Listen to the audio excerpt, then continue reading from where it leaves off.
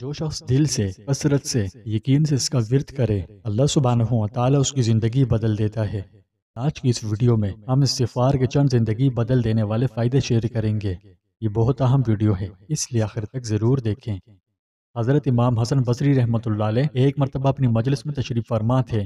اتنے میں ایک شخص آیا اور آپ رحمۃ اللہ علیہ سے خشک سالی کی شکایت کی۔ آپ رحمۃ اللہ علیہ نے اس شخص کو استغفار کی تلقین کی۔ کچھ دیر بعد دوسرا شخص آیا، اس نے امام صاحب سے بے اولادی کی شکایت کی۔ آپ نے اس کو استغفار کی تلقین کی۔ کچھ دیر بعد ایک اور شخص آیا اور اس نے امام صاحب سے فقر و فاقے اور تنگدستی کی شکایت کی، تو حضرت حسن بصری رحمۃ اللہ علیہ نے اس کو بھی استغفار کی تلقین کی۔ حاضرین مجلس میں سے کسی نے امام صاحب سے اظہار تعجب کیا کہ تین مختلف اشخاص نے مختلف مسائل بیان کیے اور آپ نے تینوں کو ایک ہی حال بتلایا۔ امام حسن بصری رحمۃ اللہ علیہ نے فرمایا، کیا تم نے قرآن پاک کی آیات نہیں پڑھی کہ اپنے پروردگار سے مغفرت مانگو، یقین جانو وہ بہت بخشنے والا ہے، وہ تم پر آسمان سے خوب بارشیں برسائے گا اور تمہارے مال اور اولاد میں ترقی دے گا اور تمہاری خاطر نہریں جاری فرمائے گا۔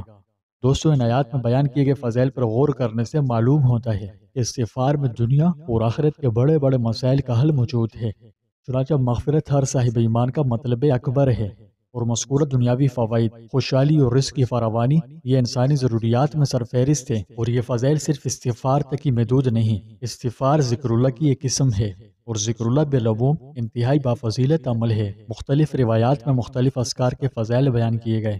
مثال کے طور پر سبحان اللہ و بحمدہ سبحان اللہ العظیم، اس کو زبان پر ہلکا اور ترازو میں وزنی قرار دیا۔ دوسری روایت میں الحمدللہ کو میزان یعنی ترازو بھرنے والا، اور سبحان اللہ والحمدللہ کو آسمان و زمین کی درمیانی خلا کو نیکیوں سے پر کرنے والا بتلایا۔ الغرض ذکر اللہ کے فضائل بہت زیادہ ہیں، اور عملاً ذکر اللہ بہت آسان بھی ہے۔ انسان ہر حالت میں اللہ کا ذکر کر سکتا ہے، اس کے لیے وضو کی شرط ہے، اور نہ اس میں کوئی جسمانی مشقت ہے، جبکہ آخرت میں ثواب بہت زیادہ ہے۔ ذکر اللہ کو اپنی زندگی کا حصہ بنانا اور اس کی پابندی کرنا کوئی مشکل نہیں۔ ابتدا کرنے کا آسان طریقہ یہ ہے کہ ہم اپنے ساتھ تسبیح رکھیں۔ تسبیح ہاتھ میں رکھنے سے زبان بے ساختہ ذکر میں مشغول ہو جاتی ہے۔ فراغت کے اوقات، انتظار کی گھڑیاں، ڈرائیونگ کے دوران ایسے اوقات ہیں جن کو ذکر کے ذریعے قیمتی بنایا جا سکتا ہے۔ اس کے علاوہ ذکر اللہ کا ایک اہم پہلو صبح و شام کے اذکار بھی ہے۔ ان کا اہتمام انتہائی مفید ہے۔ دن کے شروع میں اللہ تعالیٰ کا ذکر دن کے تمام کاموں کو آسان کر دیتا ہے، اور شام کے اذکار رات کے شرور اور فتن سے حفاظت کا ذریعہ ہیں۔ ابتدا میں اذکار کے اہتمام کے لیے حصن المسلمین وغیرہ کتب کی ضرورت ہوتی ہے۔ بعض ازاں یہ آسان اذکار یاد ہو جاتے ہیں اور ان کو پڑھنے میں دقت نہیں ہوتی۔ فجر کی نماز کے بعد مسجد میں یا صبح کام پر جاتے ہوئے گاڑی میں ان اذکار کا اہتمام کر لیا جائے اور ان اذکار کو اپنا معمول بنا لیا جائے تو آدمی روحانی قلعے میں شیاطین، انس و جنس کے شرور اور مختلف بیماریوں سے محفوظ ہو جاتا ہے۔ یام ذکر کرنے کے نسخے ہیں جن کے ذریعے ذکر سے رطب اللسان یعنی زبان تر ہونے کا راستہ آسان ہو جاتا ہے، لیکن اللہ تعالی سے تعلق اور اس کا دھیان یکسوئی کے ساتھ دنیا و ما فیہا کے مشاغل سے دور ہو کر اللہ کا ذکر کرنے سے حاصل ہوتا ہے۔ اگر اس عمل کی توفیق ہو جائے تو بہت اچھا ہے، ورنہ کم از کم عام ذکر سے محرومی بالکل نہ ہو۔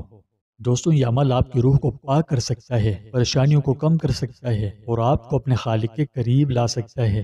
تو اگر آپ منفیت سے آزاد ہونے اور پازیٹیو سوچ کی تلاش کرنے کے لیے کوئی راستہ تلاش کر رہے ہیں تو وہ ہے استغفار۔ اگر آپ اسے اپنے معمول میں شامل کر لیں تو یہ آپ کے روحانی سفر میں انقلاب لا سکتا ہے۔ تو اب ذرا سوچیں کہ ہم کتنی بار معافی مانگتے ہیں، کتنی بار ایک دن میں کتنی بار استغفر اللہ کا ورد کرتے ہیں۔ سوچیں، کیا یہ محض ایک رسم ہے یا کوئی گہرا راز؟ تو ہاں، یہ ایک لائف چینجنگ پاور ہے جو زندگی بدل دیتی ہے۔ قرآن و حدیث میں اس کی بہت اہمیت بیان کی گئی ہے۔ قرآن میں ہمیں بار بار استغفار کی اہمیت پر بہت زور دیا ہے۔ اس کے علاوہ نبی کریم صلی اللہ علیہ وسلم کی طرف دیکھ لیجئے۔ حالانکہ نبی کریم صلی اللہ علیہ وسلم گناہوں سے بالکل پاک و پاکیزہ تھے، لیکن اس کے باوجود آپ نے کثرت سے استغفار کیا۔ یہ ہمارے لیے پیروی کرنے کے لیے ایک طاقتور مثال قائم فرمائی ہے کہ جب گناہوں سے پاک ہوتے ہوئے ایک نبی بھی اتنی کثرت سے توبہ استغفار کر رہے ہیں تو ہمیں اس کا کتنا زیادہ اہتمام کرنا چاہیے۔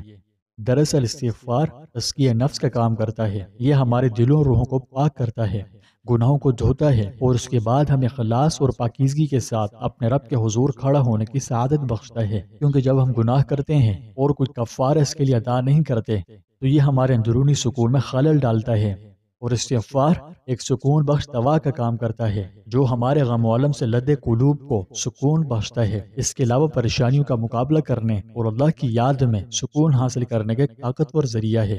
تاہم ملحوظ رہے استغفار صرف ماضی کی غلطیوں پر معافی مانگنے کا نام نہیں، بلکہ یہ تو ان غلطیوں کو اپنی ترقی کے مواقع میں تبدیل کرنے کے بارے میں ہے، کیونکہ ایک جگہ فرمایا جو توبہ کر لے اللہ اس کے گناہوں کو نیکیوں سے بدل دیتا ہے۔